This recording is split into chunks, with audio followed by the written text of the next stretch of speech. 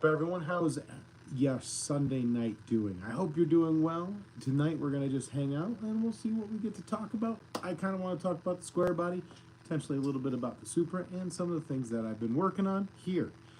Once we get some people in here, we'll see how the audio is doing and kind of get along with things. I'm feeling a lot better from last week. Sorry wasn't able to be on here, but I had no voice. Still working on it, but we have some tea. Definitely not coffee. It's too late. But we're going to start off with saying how I've been working on some pretty neat things, including some exhaust port block-offs that you can pick up as well. This is particularly Buick related. So, yeah, I've been really busy. We have a total of 16 products now available at LunarOutlaw's.com. I'm really excited. I think we've done really good work. But how are all you guys doing tonight? One of the big things I've been working on, obviously the Car Buddy is a huge thing. Oh, I have a logo for the Car Buddy. I'll print one out later. Well, I'll just show it to you. I don't have a color version of it available because it's printed on thermal paper, but it gives you a brief overview of what the Car Buddy is. This one right here is a link to the actual website, and this is a link to Santa's Workshop's video because he did an amazing video. If you guys do not already follow Santa's Workshop, I highly recommend you take a look at Santa's Workshop. He's working on a El Cabrero. It's a type of El Camino. It is, when I say absolutely beautifully done, every single part of it is just awesome. He's got, like, he's doing the AN lines right now. It's just, if you guys want to see someone that is into making there's a couple really good channels for detail-oriented guys. One, Santa's Workshop, Just Mopar Joe, and Hoosier's Garage. It's just the details that they put into their videos is a whole nother level, and they need to be far bigger than they are. I really like watching their stuff. And if you want to see someone that's really Mopar-oriented, that's building the car end of things, Hoosier's Garage is really good. He shows you such incredible detail, how to make your own sandblasting boots, things like that. Incredible. If you're looking for more, hey, you want to build a 440 big block, head over to Just Mopar Joe. And if you're trying to build all of it, Santa's Workshop. All great guys too, incredible people. I'm blessed to have been able to meet. Adam was here. He actually, weirdly enough, he had to pick up a dump truck from a guy not even 5 minutes from here. He went from Indiana all the way here. What's the chances of that? And then you have Santa's Workshop. I met him on my way. Hey, there's Hoosier's Garage right there. If you click on it. Click on his link. Head over there. Awesome dude. Great videos. If you go over to, or I was on my way up from picking up the Buick, I was able to meet Santa's Workshop. Incredible dude. And actually on the way back up from Texas as well, I got to meet Just Mopar Joe, who is I want to see him and Tall John stand next to each other. When I say they're both incredibly tall, I'm like, oh, the oxygen has to be 20% less up there. Like, I think, I'm fairly confident that Tall John is definitely taller than him by a pretty solid margin. I mean, Tall John's so tall. Great dude. He's got a heart bigger than a whale. Like, he's an incredibly good dude. But Tall John probably has to duck when the International Space Station comes by. He's so tall. So we have Buddy, cool logo. Thank you very much. One-Eyed Cat. What's up, dude? Colleen is in the house. Let's see. Adam's kicking around. The story behind the dump truck was really funny. I don't know what happened after you left here, but we had a nice chat right outside he drove up here in his two-wheel drive Mustang in the middle of winter. Brave dude. Brave dude. Look at all the Car Buddies. Yes, we currently have, I have some things going on that I want to make sure I have enough inventory. These are just the hats.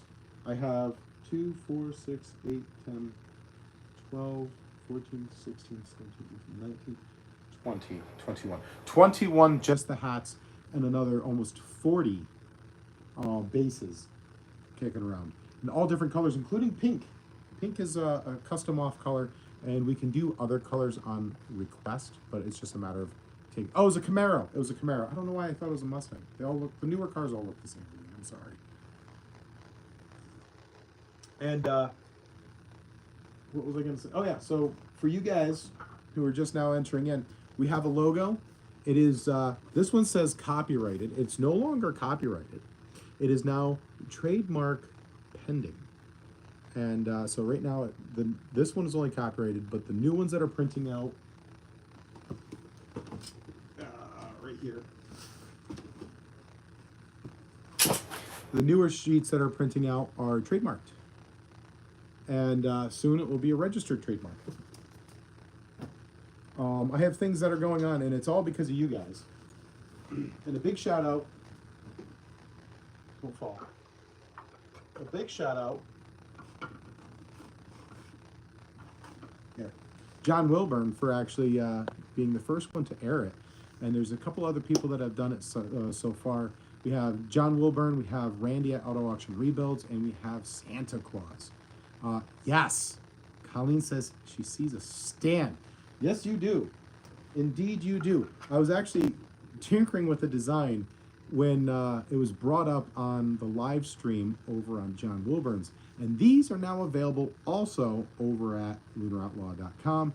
It's a nice, sturdy, made out of PETG, which is chemical resistant. I'm not saying that you stick it in isopropyl alcohol for 12 days.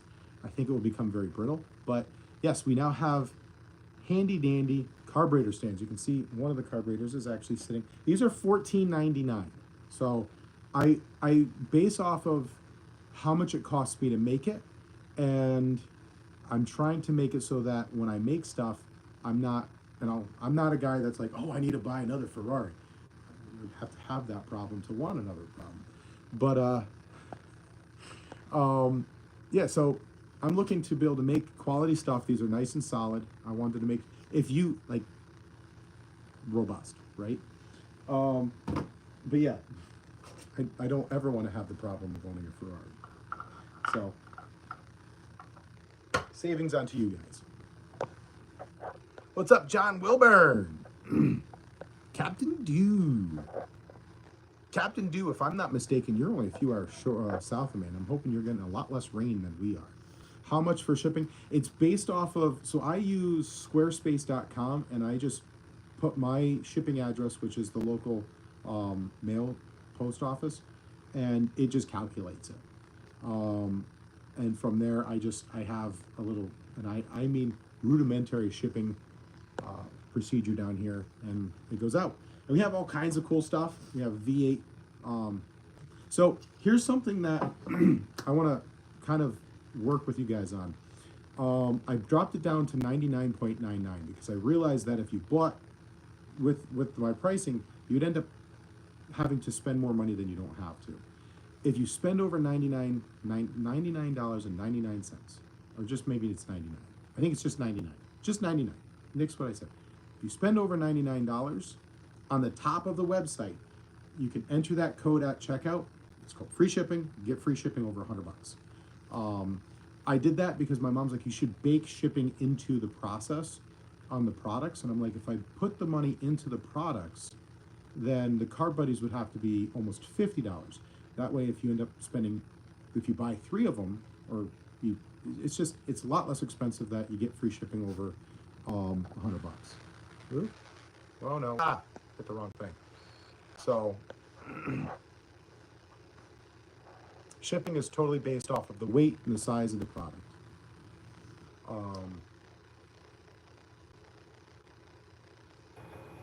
But other than that, I've been working on a lot of things. Right now, this past weekend, I've had a lot of requests from the PPV and the Sloppy Mechanic groups that I posted one thing and people are like, you need to make this.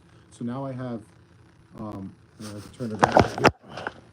We have water pump block-off plates, intake manifold block-off plates. These work on the rec ports like this and the cathedral ports. And we have the exhaust port block-offs. We also have block-offs for, mostly because, here's the thing, I'm making stuff that I need. I have 16 engines that I have stored here, and not enough money to build them all, and not enough money to buy cars to put them in. But I love cars. I love engines more. I like collecting engines. So, like, in my collection of engines, I have, and I've got them for like really good prices, like buying 5 Mopar big blocks for 500 bucks. 2 of them were junk, and it's still can't go wrong. So I have, this is out of a Winnebago. That wasn't part of the deal. But I bought that because I wanted the crank that's going in here, because it's a steel crank from a, I want to say, a 67 cop car. So it's a steel crank. I had it drilled so I could run a manual transmission behind it. Originally, I was going to put this in a satellite, but I'd much rather put it into an A-body or a C-body or an E-body. Really like an E-body. But yeah, the heads are just the traditional, like, they're just, black is what I was going for. And it was out of a 79 Winnebago, 74 Winnebago, I don't remember. But, so, I have that, I have a 7M GTE, I have a Buick 455, I have an LS, Buick 350, Hemi, 4.2 liter Vortec engine, 2 spare engines for the Supra. In the garage, I have one 440, that's in rough shape. I have 3 383s. I have a big black Chevy. I have a Pontiac 400. I love collecting engines. So storing them is a great way of being able to hide them. Have you tried making size for a 2-barrel carb? I have not tried doing that. I was going to, and then actually it was unfinished products or projects came up with an idea that I'm more interested in doing. A really inexpensive adapter plate that is meant specifically for the carb buddies, and it will just bolt onto the 2-barrel and then give you the spot to put the other one. Is the issue that I have in my mind of running a carb buddy or making a carb buddy for a 2-barrel is they're just really small. So as a bull, it would be no more effective than buying a $5-6 Harbor Freight magnet one, and it's just having an adapter plate to be able to use a standard carb buddy would probably be the better way. One, I can make a kit that has a bunch of different options, and it would be, $10 or something like that. I would have to see how much the material would cost, but a big block and an A body may be 2nd gen Barracuda. I'd like a 2nd gen Barracuda from 1967-69. So it came with a big block factory. If it was a 1st gen Barracuda, I kind of like those notchbacks over the hatchbacks. I don't know what it is. Like, normally I'm a hatchback kind of guy. Like, I like the Supra because it's got that nice sweeping back. I like, I like the Opel GTs. That's a nice looking Buick. But the Opel GTs, the Celicas, the 1st generation Celicas. I like the fastback 71 fastback Mustang. I know a lot of people don't like them. That's my hot take on it. I love them. I like the bigger cars when it comes to Mustang, the muscle cars. I like the Chevelles, the E bodies, the B bodies, the 71 Mustang, 71, 72. I like. I don't mind the C bodies, the real big choncos, the land yachts, like the Cadillacs, the Buick Electras, the Impalas, things like that. 2-door, 4-door, whatever floats your boat. They're beautiful cars. But yeah, at the end of the day, it's just there are certain cars that catch my eye, and I really love them. Like, I don't know why, but right now I'm on a kick. I want a first couple generations Fury. Oh, that would be so cool. Right up there with getting like a Buick Boattail. Oh, beautiful car. Okay, so let's focus into some of the questions you might have about the square body coming up. We have the 8.1 liter Vortec with the Allison transmission. That's going to be going into that. I haven't done any work on that one. I was sick for the past week. I'm currently drinking tea so that my voice will actually hold up for you guys. Also, it's been raining miserably outside. I have the car cover, which will protect me for the most part, but it's been kind of windy with it, so putting an easy up to hold my camera underneath it isn't really a good idea. So, yeah, I've been focusing a lot on making car buddies and other things like that. Always like the first generation Mustangs from '65. I have nothing against the first generation. I would say the fastbacks. Once you kind of get into the later versions of the first model of the Mustangs, they start to kind of speak to me more. The notchback Mustangs really don't. And then the Mustang 2 is a hideous mess. God awful. I don't know. Terrible looking car. And it's funny because you had Lee Iacocca, absolutely, he took a dump on the first generation Mustang. He called it all kinds of names. He called it the pig, all of this stuff. And because it's a hideous car and all this nonsense. And then he made the K car. So, how'd that work out for you there, bud? K car, your legacy, my guy.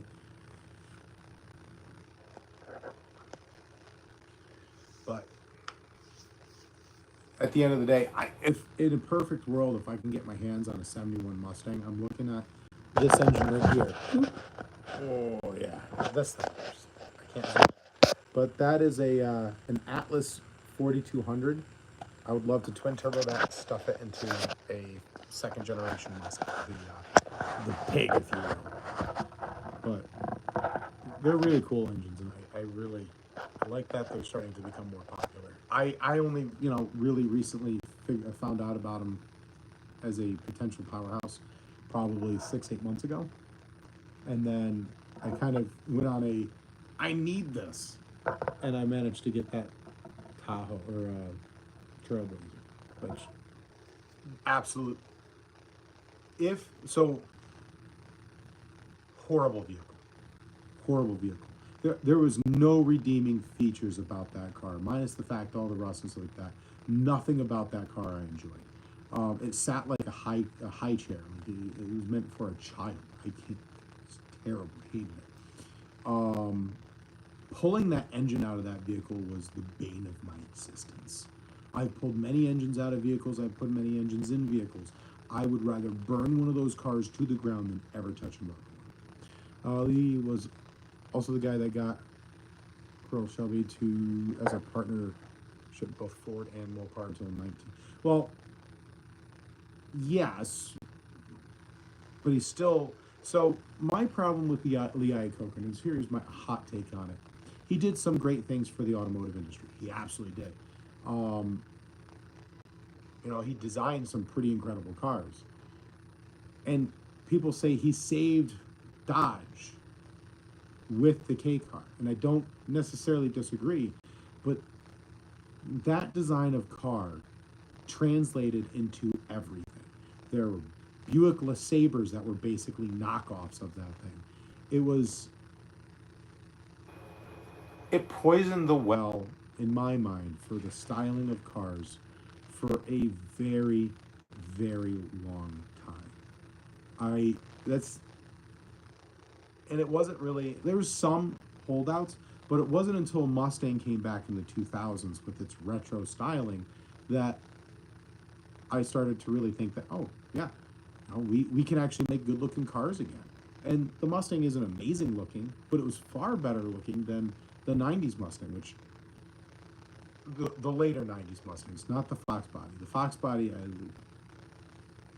it's a great platform. My wife loves them. She thinks they're beautiful. Colleen just ordered stuff. Thank you very much. I got a notification. Colleen is thank you. You're amazing.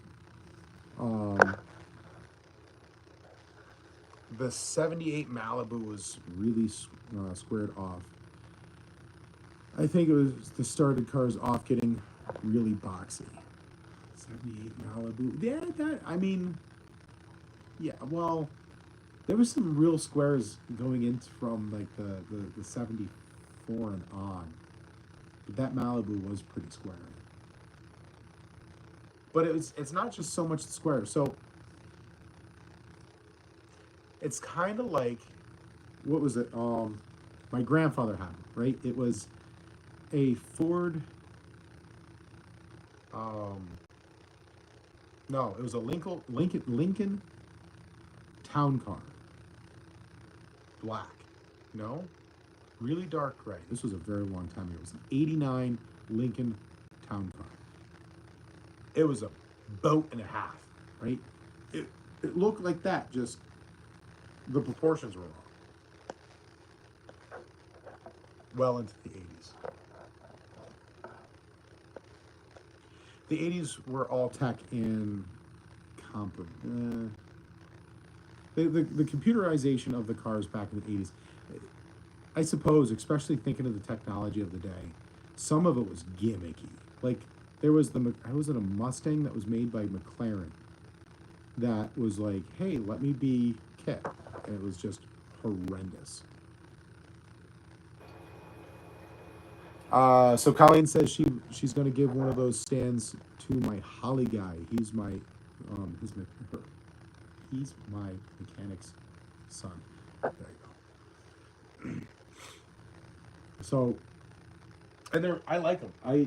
I've looked at a couple of different designs, and the biggest issue I had with them is there's no real structure to them, and I feel like if you put any weight on it, like I have my glass coffee table, and I feel comfortable putting the carburetors on the top of this, partly because now I can put them on here as a display, especially like I like my vintage Holly. I don't think I'll ever give this one up. So, story time about this carburetor right here. I had this completely rebuilt from a really old guy. Like, he rebuilt the carburetor that's on the Caddy. He did an incredible job.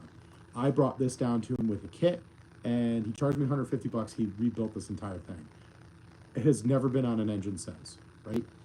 This, for you guys that have been with me for the longest time, this is the original carburetor, at least original to me, from the satellite. So when I pulled that car out of the mud and clay in New Jersey, this carburetor was on that vehicle. This is probably my most prized carburetor.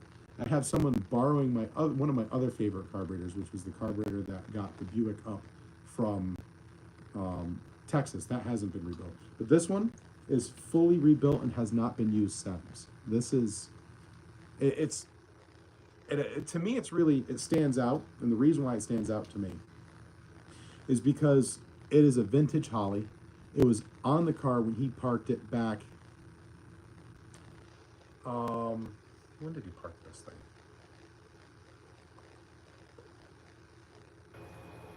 I want to say he parked it in the late 70s.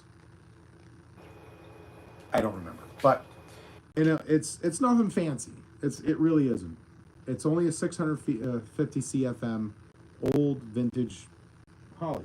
It's not really worth too awful much. But to me, the guy who rebuilt it is an incredible guy. Super nice. His name's TK. Wonderful dude. He's got TK Performance and Engineering. And he was able to turn around and rebuild. So I pulled the Cadillac Coupe de Ville out of a car or a pole barn not too far from me.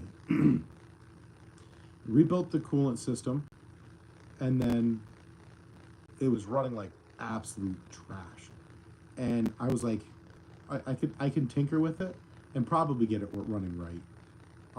But I had one of the who's now a really good friend. One of the guys from Hemmings was going to go with me down to Terrytown, which is about 3.5 hours away, and we were going to go to the White Castle and everything, right? So I'm like, I can't have this carburetor kicking the bucket on me halfway down. So I brought it down there. He rebuilt it. It was, it still works great to this day. I mean, it runs 91 non-ethanol with lead additives, so it's not like it's sitting there like I made the mistake in this. So this carburetor, which shows off the red one, this carburetor is in absolute rough shape.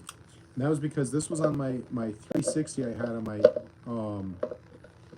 1981 yeah, 81 Dodge for a long time.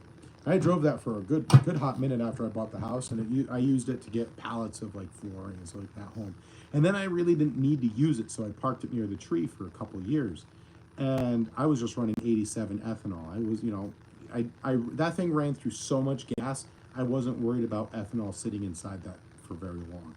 And eventually, it was just the last time I drove it, and I never really thought of it. And unfortunately, that thing, it's rebuildable, but boy, that ethanol beat the living crap out of that thing.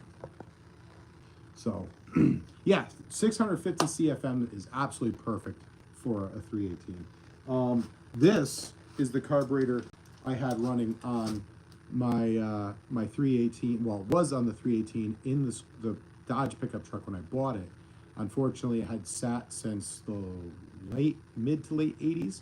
It picked up, so everyone that is in my family or my stepdad's family, they're all Chevy guys, right? So they had a Dodge pickup truck that they used to haul telephone poles. That was its only job. It pretty much, it brought guys to job site, but for the most part, it was used to haul telephone poles. So it was a 3/4 ton that they upgraded to a 1 ton after they bought it. And yeah, that thing was not too, it had a Tasmanian devil floor mat, which was in there because otherwise your feet would go through it. I was driving down the highway when the floor fell off the bed of the truck. This is actually when I stopped driving it. Fell off and actually hit the drive shaft and was rubbing on the drive shaft. So the floor of the bed was just rotted out. And so that was, when I bought this initially, the truck initially, the 318 lasted for, it was the very first, will it run before will it runs were popular. This was probably back, I guess it was kind of popular. It was been 2014, 15, 2015. I was like, oh, I should do a video. I should make a YouTube show on rebuilding this truck. And I was like, I took video of it and I was like, I look like a moron.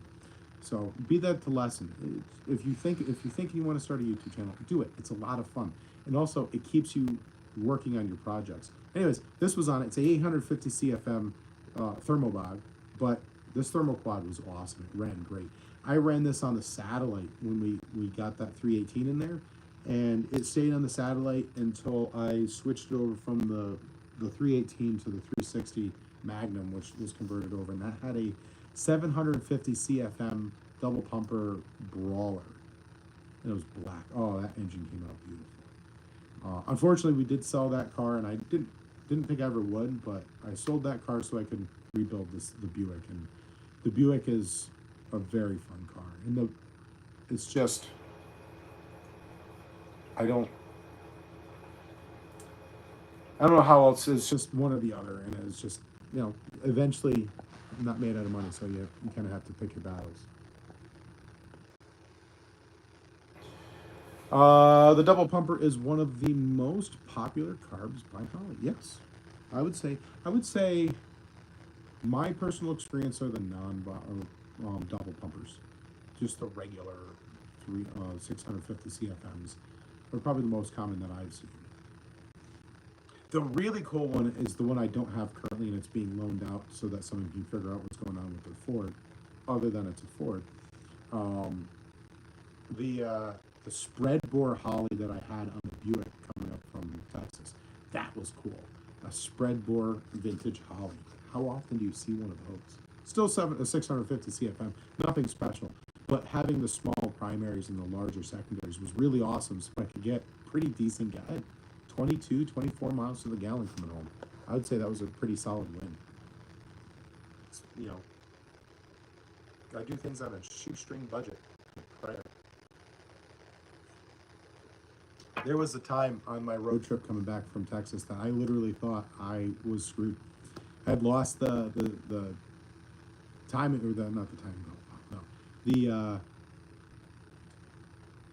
alternator belt came off, stopped the fan, everything. It flew, it was gone. Took some wires out of it. I was in the middle of Alabama, nowhere.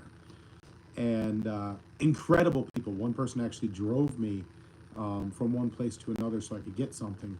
And ultimately that didn't work, so I ended up just getting shoestrings because it was pouring out. I'm like, we're going to do this. And that got me where I needed to go. Haphazardly, but it got me where I needed to go. The Lord was looking over me on that road trip. That's the only explanation that I had made it home. That's it, because I had...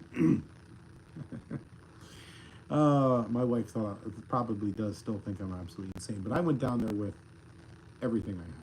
So the car was $6,000. I went down there with enough money to buy the car, some random parts and pieces, and tires. That was it. That was all. And I stayed at hotels that were like $40 a night. I had one of the hotels I could see all the way around the doorway, and I really should have done a little. I've come a long way on the way I film and stuff, and I would have filmed it totally different. But I wish I had captured that. The interactions I had with some of the people that were staying at the hotel. One person wanted to trade their ratty Dodge second gen Ram that had scrap in the back of it. The quarter panels were rotted. The bed was just gone. The fenders were gone. He wanted to trade that for the Buick. I was like, oh my God. I'm honestly, I'm very happy that I woke up that next morning with the car outside. But that hotel, I could see every single one of the, like around the door, I could see light from the outside light that was facing the building. It was miserable. Square bore versus spread bore, which one can make the best music? Well, it depends. So, I mean, if you want the one that sounds the coolest, I'm gonna give it to this guy. This thing, when you lay into this thing, it's reminds me of that. There was these old Volkswagen commercials where it was like unpimp your auto, and he was asking what the things were on the hood, and there he's like, those are hood scoops, they suck in air, and the guy's like, well, it's definitely sucking when you lay into that thermoquad. It's definitely pulling air. I don't know how effective it is, but it is hilarious. It's kind of like it reminds me of the sound that you get from putting a cold air intake onto just like a random engine. It's like that's the best way I can describe it. The coolest feature of that Dodge, by the way, right? Because it was literally, the exhaust was held together by hopes and dreams, and someone on a job site must have fixed the exhaust at one point, and they used conduit and they bent it and everything. And it was janky. But if you floored it, let it off, and backfired it, it would knock the exhaust off and make just straight, like, no mufflers, and like boom, and scare the hell out of people.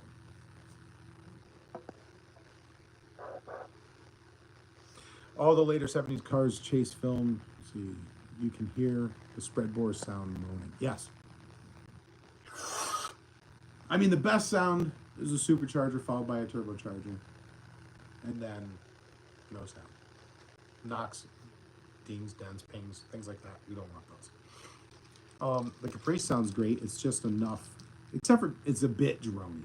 It is a bit drony. That's a stock exhaust. But the square body is the big focus as soon as the weather stops raining outside. I have, when I bought all new suspension components for upper and lower A-arms, or control arms, I got the big block springs, because we're putting a big block in it. The big thing we're going to have to do is most likely make our own cross member for the transmission, because the Allison transmission is going to sit way further back. If it does end up fitting and gives me the right angle towards the carrier bearing, because at least it's a two-piece drive shaft. If it brings me to the carrier bearing, then we'll try to use the existing one, and then we can just bolt it in. Just make them holes. But most likely we're going to have to.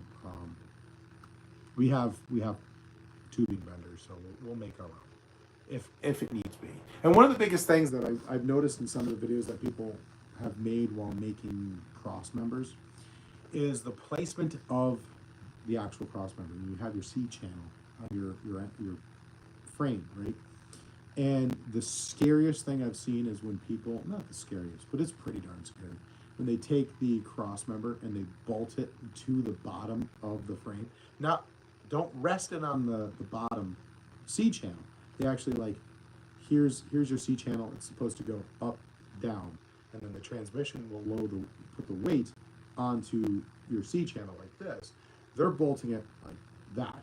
It's one of the videos I was watching is they were going off-roading with them. I'm like, oh no. So that's always like, oh no. Let's see. And it was under new. Oh, okay. So we're talking about the new Project Rat truck. Trying to remove the bad starter. I noticed it was getting. Oh, stop going away. Got a glass pack muffler under there. Man, I really need that thing to run to hear it. Glass packs are awesome. I had the Thrush glass packs on the satellite for a while, and then my buddy gave me actual Roadrunner exhaust on it, and I quickly switched it out. Anytime you're driving long distance and it's loud, it's a nightmare. Also, the truck got coil springs and leaf springs in the rear. Yeah, the truck, that's my truck's like that. It's got leaf springs in the back and coils in the front. It's just, I don't know, it's a good ride. You get like our work trucks, they're nice, they ride well, they have torsion bar suspension. The satellite's torsion bar was a nightmare. Kind of, you know, it's good for a ride, I would say. The trucks, they said they do drive very well. So I got my plugs and wires changed. Time to blow out the rear brake hoses. That's fun. Oh my God, brake lines. I hate brake lines. I'll do gas lines. Love doing gas lines. There's no difference making new brake lines than there is gas lines, but it's just the ending. You know that you're getting brake fluid everywhere at some point in this project. So I really, I'll make new brake lines. Obviously, we have brand new brake lines for the truck. I splurged for them. I got stainless steel because I really want this thing to be absolutely as safe as possible. So I bought stainless steel brake lines for that through LMC. And it's all pre-bent. Just have to put it in.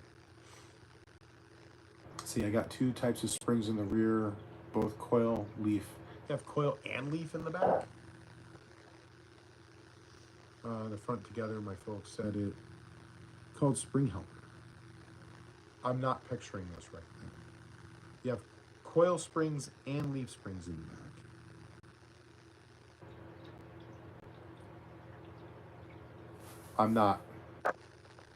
I don't picture. You'll have to email me a picture of it. So my brain's not. I'm trying to think where I've seen leaf springs and coils. Is that no? So the reason are you talking about the 8.1 liter Vortec and Allison? Yes, that's for extra towing capacity, and the Allison transmission gives me 2 gears over the traditional TH400 that was in it. So going cross country, you're gonna have much better gas mileage, but I can still have the bigger engine. But the big part I have with the brakes is stainless steel. All of our work trucks have had problems with brakes over the years. Fortunately, no one's had any major injuries or any real wrecks, but it's always on the Chevy trucks. It's always above the fuel tank where you can't see them, and they always fail up there. And it's a nightmare to replace. And two, I mean, getting the phone call, hey,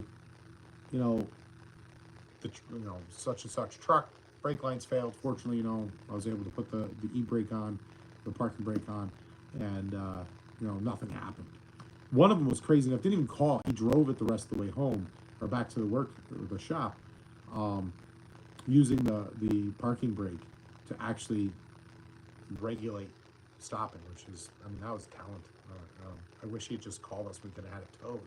But yeah, he drove that thing down a mountain through Troy and then to the shop like that. I'm like, wow, okay, next time call us. But no, the stainless steel is just so that I don't have to worry about rust. And the brakes will be done once.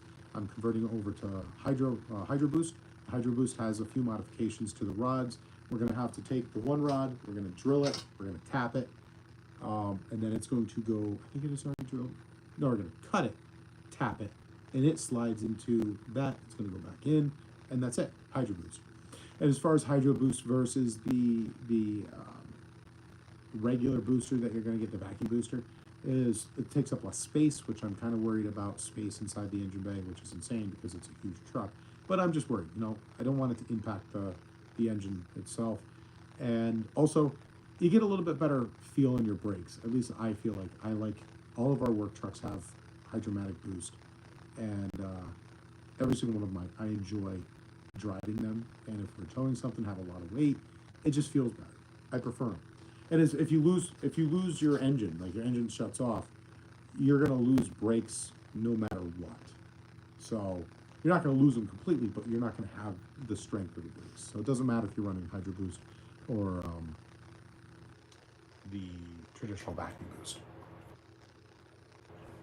That, and there is a spot I would be able to use off of the 8.1 liter Vortec for a vacuum boost. So if it really comes down to it, we can do that. But it's already blocked off, and I'd rather not mess with it. What is the smallest cat converter you've ever seen on an exhaust pipe? The ones on my, actually over there. My 06 Jeep Wrangler. Those are tiny catalytic converters. The biggest one is the one that came off the square body, which that thing was huge. Cut it, tap it, bop it, twist it, shake it. Yes. Reminds me of that robot chicken episode where it was the Bop It game and he became an assassin. But yeah, so yeah, for what I'm looking at, I haven't really started the process, so don't quote me on it. But what I figure I'm gonna do is I'm gonna take the Hydro Boost, and then I'm going to cut the one piece off, and the other one's already threaded. It threads right up to it, and I'm just going to thread it onto it, and then I'll have, this side is from the truck, and this side is from, this side is from the square body, this side is from the 2001 3/4 ton or 1 ton that I pulled the truck out of the engine out of. As far as the brake pedal, we're just, I don't know where it is actually. It's probably, oh, it's over there with all the square body stuff. I'm going to take the pedal that I pulled out of the 1 ton truck. I need to drill a hole. It'll bolt right into the square body, and it is functionally the same thing. No problem. Different pad, but other, you know, buy new pads, put all new pads on it. No more than enough. And that will allow me to, that has everything we need to have it talk to everything. It'll be great. Wonderful. Same with the fuel, the gas pedal. The gas pedal's the same way, 1 bolt. Wait, hold on a second. No, the gas pedal has to do that. The brake pedal is going to be the one from the square body. That's what it was. Disregard that. We're going to use the square body brake pedal. There's the fuel, the accelerator pedal. That's coming off of the 1 ton. So, but anywho, let's kind of focus on the biggest endeavor, which is what is going to fund the square body. I have a project that I want to do. I want to be able to restore my daughter's 63 Caddy, the Jeep, all of this stuff. YouTube is like, make $100 a month on YouTube. This is where my focus is at this point. So I want to be able to try to get you guys onto the Car Buddy and other things that we're working on. I just, like, we have merchandise, t-shirts, stickers, and stuff like that, but I would much rather make a product that you guys are going to actually use and use regularly and enjoy than constantly push t-shirts. I also, like, we had a deal with Optima Battery. I get emails all the time from companies that are, you know, this Chinese company wants me to sell their headlights, that, you know, and then this Taiwan company wants me to sell their headlights, and I don't want to do that stuff. I don't want to sell mixed drinks out of, like, I don't know, kelp or whatever they're making. I like steak, I like potatoes, and I like a nice, you know, beer occasionally, a really strong coffee in the morning. So I don't want to push something that I'm not going to use. And this is all stuff that I'm like, oh, I need this, the block off plates for the engines. So I want to spend at least a couple minutes on this, and if you guys want to stick around and look at some of the stuff I have, I'd very much appreciate it. And I would like questions, and I would like feedback on what you think I'm doing right and what I'm doing wrong. So the biggest thing is the Carb Buddy. I'm actually really excited about this one. You can buy these right off the website, LunarOutlaw's.com. And I really like the logo. I came up with this one, and I'm like, this is cool. It's colored, but the printer, this is just the shipping label printer, and because my printer sucks, it just sticks right on it. So all the products that leave go out with it. This is the color that the Carb Buddy is, and obviously it's made in America. This right here brings you to the website, and then this right here brings you to, and if you get an opportunity, go to Santa's Workshop. Just YouTube that, Santa's Workshop, and you can watch him. You can scan this QR code even.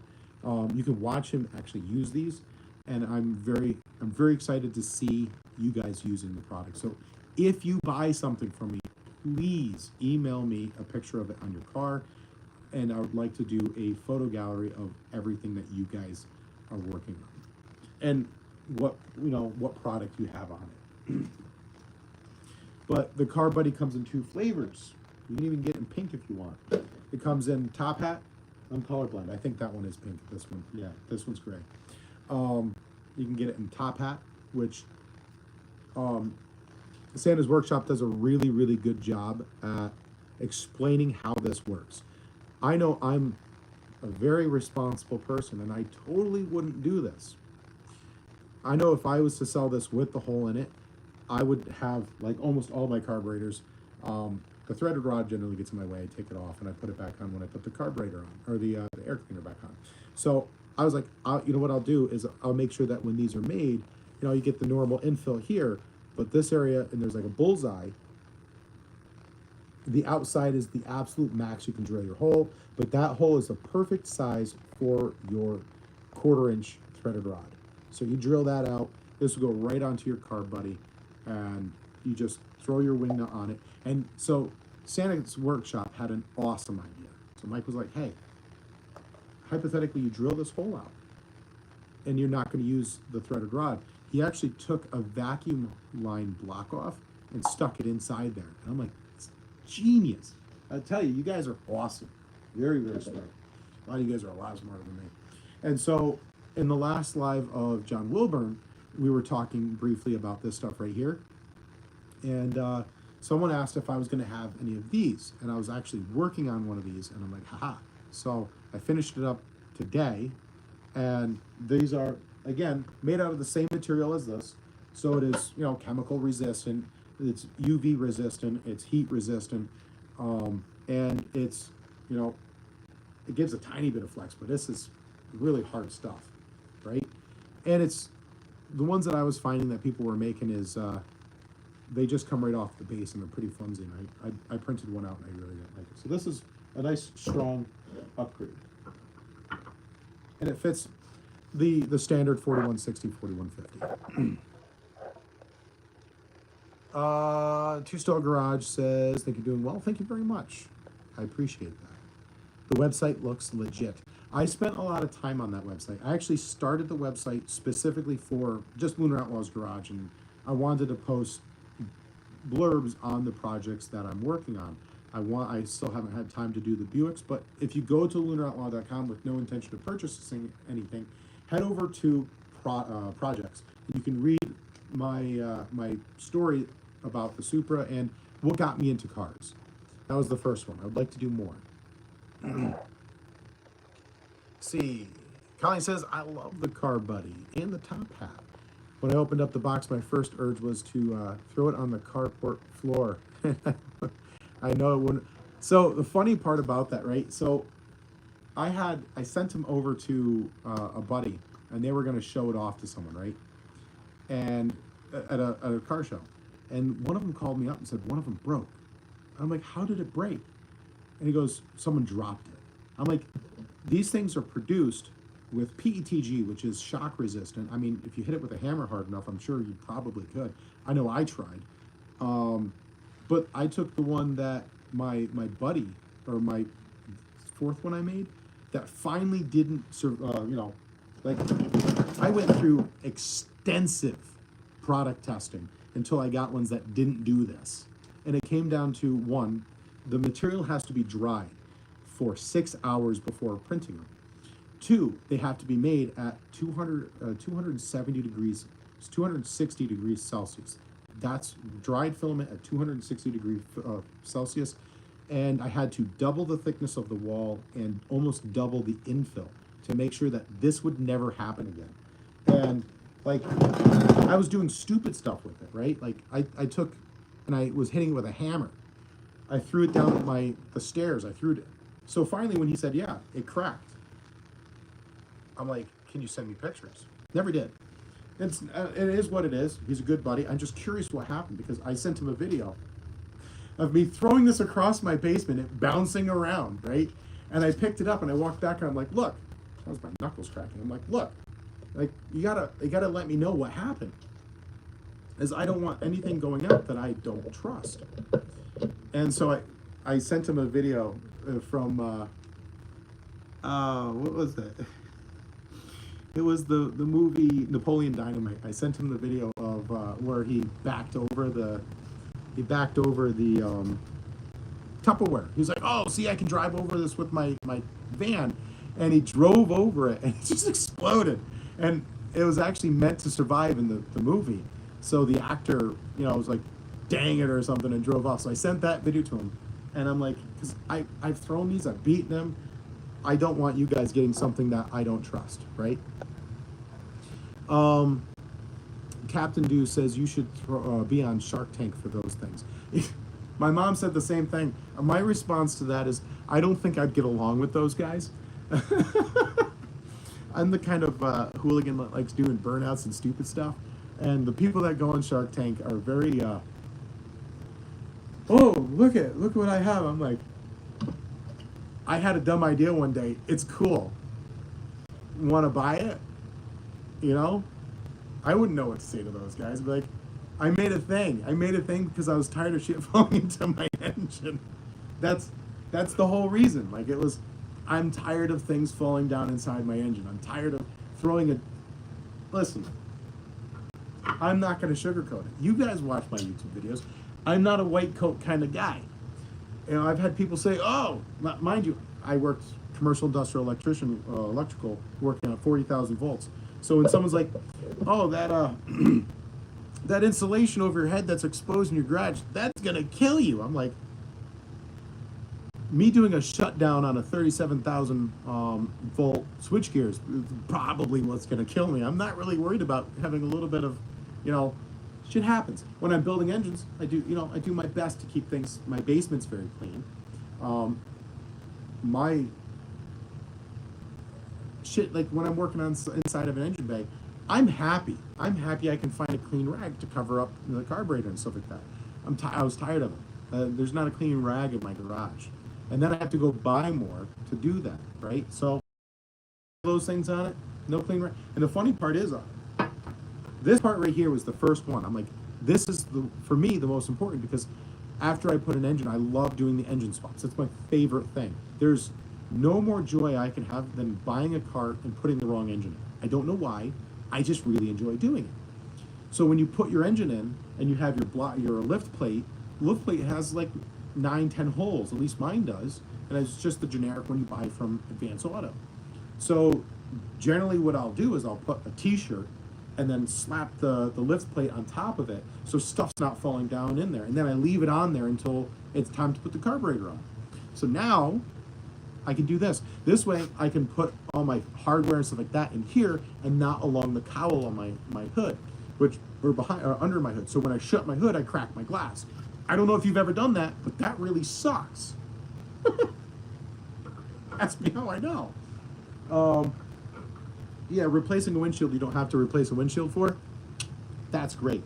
And so I have at Lebanon Valley Dragway. Say you don't want to buy it off the website, you want to buy it cash. You can go to Lebanon Valley Dragway, and there's a couple other people that want to be dealers across the country. You can go to Lebanon Valley Dragway, see Sue or Carol, anyone down, Carol's probably running one of her drag cars, Sisu, right? And you can buy one of these at Lebanon Valley Dragway. They will be available. That's one of the reasons why I have, I'm trying to get 100 of them in inventory so I can bring some down to there. Also, if you don't want to spend the money on shipping, again, over 100 bucks, put the free shipping code in. Do it. I have it there for you. If you buy 2 card buddies and one of these guys and I think, yeah, right? If you're gonna spend 100 bucks, I know the problem is I don't have a lot of product on there yet, and I'm trying to bolster that up every day. But if you buy 2 of these, one of these stands, say one of these things right here and a sticker, it should be around the same price as just paying this and shipping. So I'm trying to give you guys the best deal as I can. And my mom's like, well, just bake the shipping into the cost. And my thought on it was, I could make this 50 bucks and give you free shipping. But then if you spend over $100, it's eventually going to cost you more money. And I'd just rather be honest than be one of those people that's baking I'm not Amazon. I'm not baking the price of shipping into this just so that I can be like, hey, look, free shipping. What, Tommy Boy, you can get a good, you can trust the butcher, or you can put the head up the ass of the cow. I don't know. But, I'd rather give you the right product. Reminds me of that one episode of Top Gear where Clarkson wore the car suit and failed. No rags in the intake. Oh, yeah. Oh, the blue paper towel. Yeah, that's the other thing. I mean, you should clear your intake before you put it on there, but just, so back to, I can go on little tangents, right? So I go to Carol, I'm like, hey, here's a couple card buddies, different colors. One's for you, one's for, you can do a giveaway with it, or one's gonna be for display, right? And she's like, you should put the one that goes on an intake, or the actual carburetor, because a lot of people that run actual dragsters and stuff, that's what they do, is they throw a rag over it. I'm like, I actually had it designed, and the only difference between this, Aux Audio, thank you very much. Aux Audio just said he bought one. You guys are amazing. Like, seriously, you guys are amazing. And the only difference between this and there's actually a lot of differences. So it said Van Zandt Industries. Now it says the Card Buddy. But before this, there was this, right? And I'll show you something real quick to kind of show you my process. This is the cool thing about 3D printing. I have very nice machines. I picked them up specifically for making car parts. There are the Bamboo P1S and the X1 Carbon. So I have 2 P1Ss because they're half the price of the carbon. But the carbon will allow me to do nylon, and I want to be able to save up to one that will be able to do really good stuff so I can make intakes. But this right here was one of the very first ones that came off. And the problem with this is it's too short, right? So all the ones that I had tested on were like all the Hollies had smaller chokes, right? So I go to put it on, and it doesn't sit. It's a solid 1/4 of an inch too tall. So boom. Oh, you bought 2? You rock, bud. Fist bump. So this all gets fed back into making these stuff cheaper for you guys, and the products, the YouTube videos.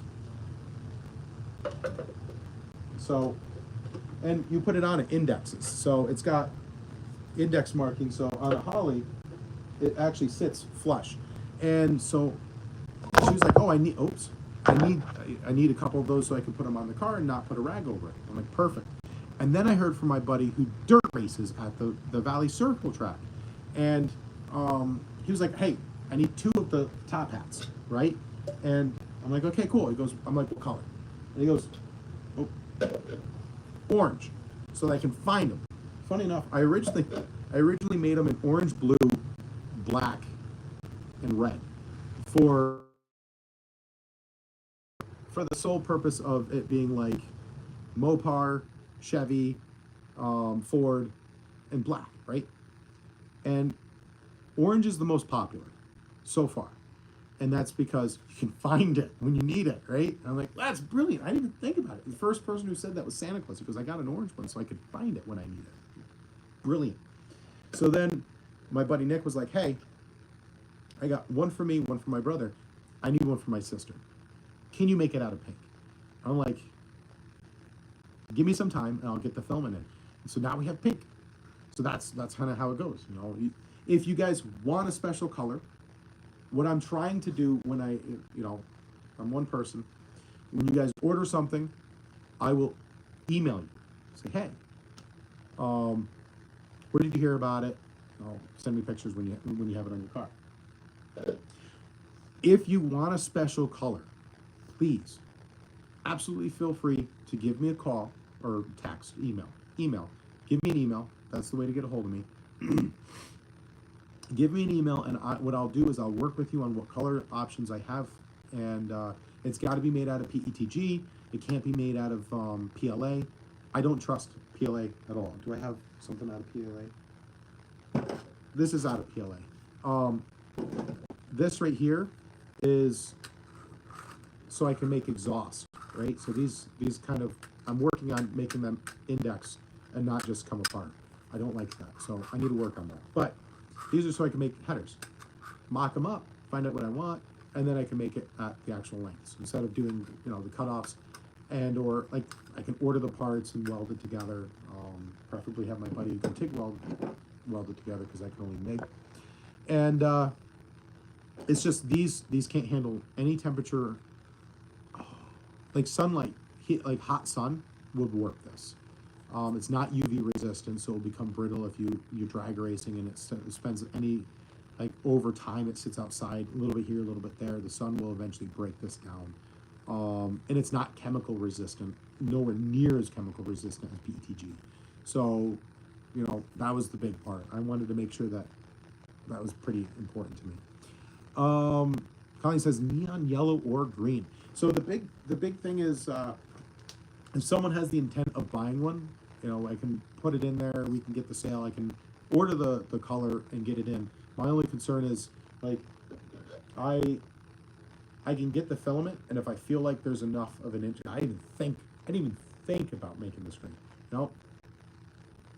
Originally they were just going to be black. Period. I was going to be like Henry Ford. You can have it any color you want as long as it's black. But it was just something that happened. And to kind of show you, to illustrate the point of what I've done or how I do this. So one of the things I want to do with the Buick is I want to put that LS engine that you can see right over here, that with all the, showing off all the different exhaust intake and water pump block offs. We also have them for Mopar, 440 big block and Buick big block for exhaust. The intake, you wouldn't want to leave that open because then you have your valley open. LSs don't have a valley unless you take the plate off of it. So it does have a valley, just it's not exposed unless you leave the plate that's already existing on it off. So the problem with the third gen is I want to be able to put twin turbos on it. I don't want to really throw this out there too much, but I want to make over 1,300 horsepower with it. The Super's a phenomenal car, roughly 700 horsepower. I need to get it done. But that's a track car for like Lime Rock and things like that. It's a street track. It's not meant to go in a straight line the fastest. I want a car that can do that. And the Super really is just not a good choice for that. It's got an independent rear suspension. It's just, the Buick is built for that type of stuff. It's got a 4-link. You can refine the 4-link if you need to. It needs a 9-inch. I mean, right now, if I was to put a Posi into that 8.2 10-inch and got hooked with that LS in it, the one that's in there now, I would destroy that rear end. I have no doubt in my mind. So it needs all of this stuff, but it's closer to it. Problem is, the third gen has no tensioner for the timing. So what I did was I have a 4th generation LS 5.3 sitting right down next to my foot. That car, or that engine, great engine, maybe it'll go in something someday, makes a really good engine stand though, because it's aluminum. So This right here is this bolts onto where the camshaft goes. This is the very first one. It's bulky. It wasn't accurate enough. So what I did was I took a piece of paper and I took a crayon and I just copied the lines. So that brought this refined and nope, yep, two. This is what came out of that. Then I realized, oh crap, there are two different planes of existence. So it came three. And that's where you get this part right here. So it goes from being a totally flat back to this. And then it was like a millimeter off on both of these. It was a tiny bit. And what happened was when I originally used the crayon on the second time, I used a blue crayon and it did not scan worth a damn. And I used a known size gauge for taking a measurement and scaling it in the CAD program. But I couldn't see the holes for anything. So here came this one right here, this has like almost no infill. If I was to squeeze this, I would crush it. But it's totally refined once again. So you can see this is the same one as the one before, but I refined it again. And this one fit beautifully. So now I have a jig that will be able to drill into the third generation block and give you a fourth generation spot for your tensioner. And this will be available for, like, these jigs, they do exist. They're like 50 to 60 bucks. My plan is to sell this for $19.99. My goal is to be able to sell this, the Corvette style, the better style tensioner, not the little crappy block, the one that actually has tension to it.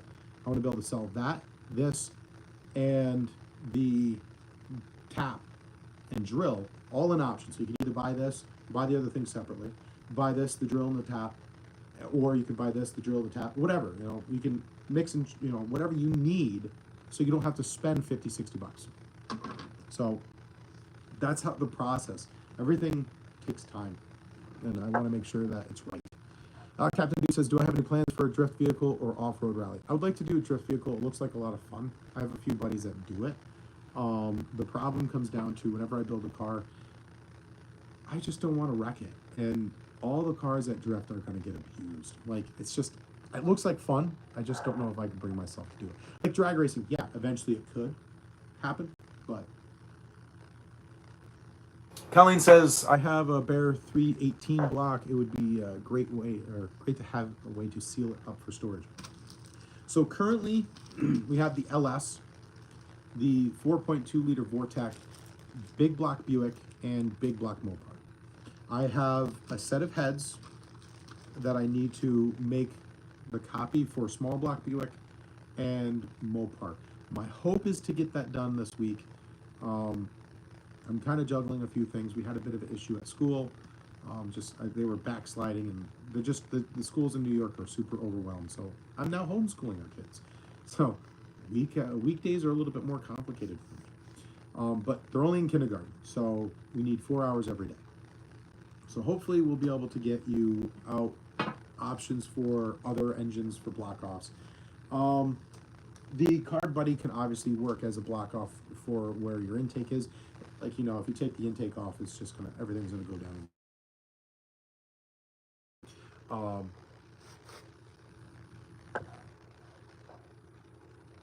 Let's see. But yeah, hopefully soon. I'd say probably week, 2 weeks. It all comes down to how much time I can put into it. But I'm really hoping Colleen I can get you one of those. Let's see. I used to be doing, so the drift, the Hemi, I still have the Hemi. I won't release the Hemi. I won't get rid of that. I love that thing. So I've had a couple people ask me what's going on with the drift truck. I sold the truck. Last year, so actually, we're going on the end of the previous year, something really bad happened. We're still dealing with a lot of fallout from that. Things seem to be moving though, which is good. I don't know how much I can say about it. All I know I can say is something bad happened, really bad. And things were really tough. I actually put the Buick back together, I had a giant purge. That was because of what happened. It really put things into perspective. So I had a big purge. I sold. The property looks totally different. I sold a ton of stuff. I brought it back down to next to like. I couldn't sell the Caddy because that's my daughter's. I couldn't sell the Red Super because that's my youngest son's, and I couldn't sell the Jeep Wrangler because I was with my dad when he bought that, and I'm giving that to my son. So those 3 cars are not able to be sold, and I wasn't going to sell the Supra. Didn't want to sell the Satellite, but that kind of was just underneath the Buick, and because there's a long story on that, so I sold a ton of stuff. And the reason why the Buick's, the LS swap of the Buick was not a really in-depth thing was, quite honestly, it was like a cathartic thing for me to do. It was just, most of the footage you saw was, off of the camera, the security camera, which we have security cameras because of the thing that happened. But fortunately, the camera was able to catch a lot that I did. It was a way for me to just kind of get back my mind in the right space. This whole area was completely filled with car parts. I sold off almost all of it. Either that or scrapped it, and it was just gone. And a lot of people come back to the Hemi.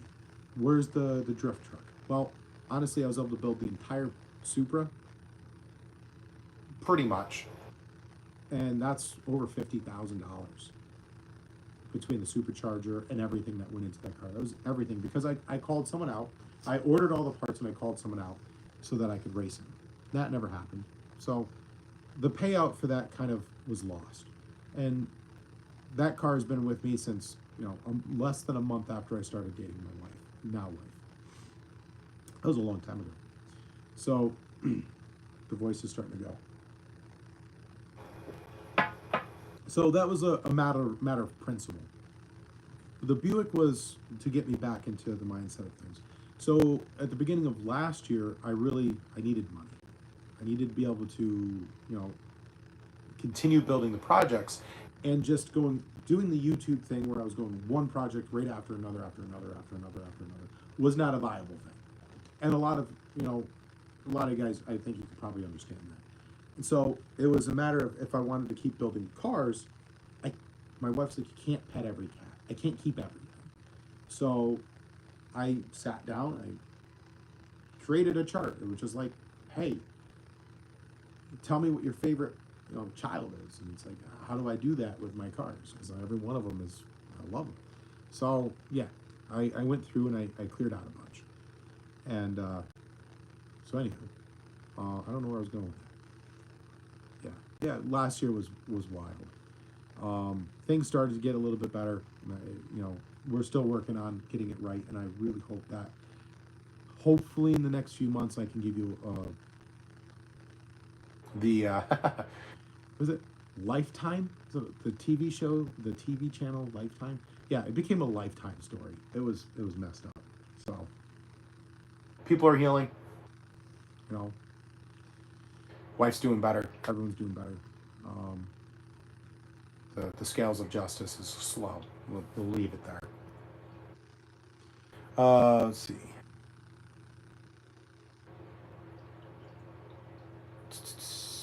The part for the first gen Hemi gotten away more money than, so first generation Hemi, I had the block had every single piston had to be knocked out.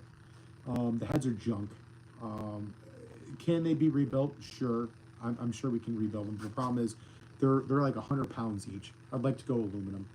If you're going to do anything race related, drifting, you only need 300 horsepower. Yeah, really, you don't need 1,000 horsepower. You just need 300. But for a Hemi, the biggest issue is you kind of have to modernize certain parts of it.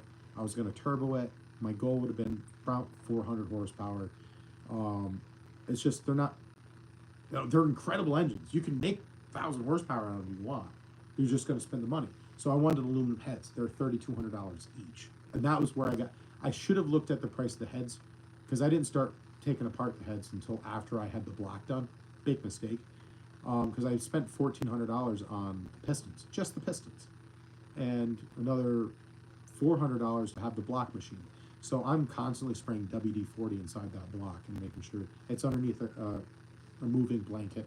Like that block right there is that, and the 455 big block from Buick over there are WD-40 wrapped in paper, wrapped in an old kid's bed sheet, and wrapped in moving blankets. And then down here, the being a basement, you'd think it would be high humidity, but it's actually about 15 to 20% humidity. I have a huge industrial dehumidifier running, and I have dehumidifier sensors to tell me what the humidity is down here. Because those engines are investments, and I would hate to have something happen to them, because I would like to see them built one day and in a car.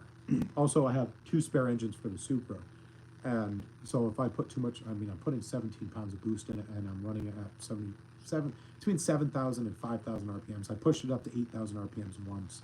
So my goal is to break it so I know what my limit is. The one UZ that's sitting behind the camera directly, you can kind of see it right there, is completely, that's got ARP everything. Like that one's ready to go. It's just all the crap needs to come off of it, and all the crap from that needs to go on it, if that makes sense. But that one's ready to go. It's just the Hemi was, I was able to do 2 spare engines, the Supra, for the price it would have been just to get that first gen Hemi going. First gen Hemi went from 19. Yes, so that the specific one I have is a 54. Yes, there's a 54 Imperial that it came out of, which there was basically nothing left of that car.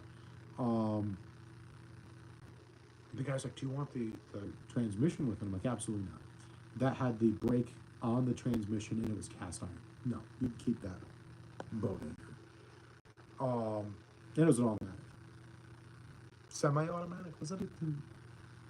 It's a weird transmission. So yeah, that thing's punched 60 over. Those first gen 331 Hemis could be punched 120 over, I believe. But that one is without the extended bell housing, which was one of the key parts. I didn't want to chop the bell housing off and run adapters, and I mean, I'm going to have to run an adapter, I know, but this way I could have, and I want to modernize it. So I have plans. So doing what I'm doing now will allow me to do Frankenstein stuff that I really, really want to do. Like, I want to build the Hemi and the Buick and this 440 with the intention of making it a modern engine. I know some people are like, sacrilege, but I just want to see if I can do it. You know, no other reason. If I sell kits on, running a front-facing top-end intake manifold that can be plopped on this thing and run like, I doubt it. I don't think I'll end up selling kits for it. Maybe I will, but I just want to do stupid stuff. That's all. After what happened, I want to make stuff that makes me happy, and I want to make stuff that is just Frankenstein. Put the wrong engines in cars, and put reluctor wheels so that I can run a Haltech on one of these things, run fuel injection, and make it look like a modern engine, so that I can take an old 440 big block, modernize it, and then go beat the heck out of a modern Hemi. There's no way. I don't know. Maybe I'm wrong, but I would prefer to drive a car with a modernized version of this than a Hellcat. Like, these old 440 big blocks are so cool. And the only thing that's cooler is, like, if you're like just Mopar Joe and you're taking 400s and converting them over to like 500 cubic inch, so you have a short deck big block. That's just, he's a genius. I like watching his stuff. But my voice is going. I want to say a big shout out to every single one of you guys. I do this, and you guys hold me accountable. You ask me, hey, what happened to the Hemi? So you guys keep me working on my projects, and that's key. When I had all the crap going on, you guys, you were there, and you didn't know what was going on, but you were supportive. You guys are still here. I went on hiatus and not told you a darn thing what was going on, and eventually I'll tell you, and you kind of get a grasp on the utter ridiculousness. It's the best way I can put it. There's evil in this world, right?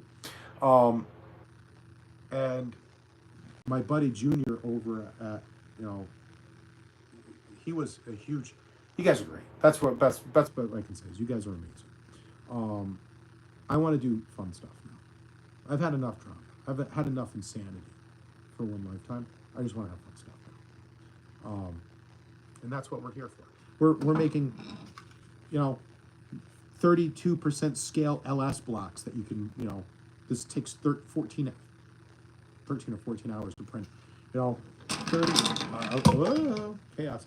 I'm making 30, I did this. I solely did, so people, I had no intention of selling these things. I just wanted to print a 32 scale, because that's as big as my printer, that's as much filament I had at the time of white. That's what it was. That's all the, 32 came out of the fact that that's all the filament I had.